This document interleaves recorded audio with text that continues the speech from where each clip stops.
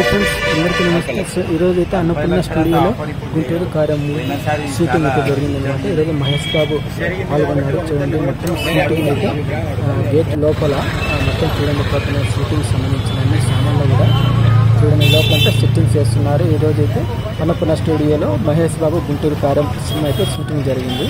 So ఇప్పుడైతే Mahesh Babu shooting అయిపోయింది. ఇప్పుడు వెళ్ళిపోతున్నారు అనమాట వెహికల్లో. చూడండి,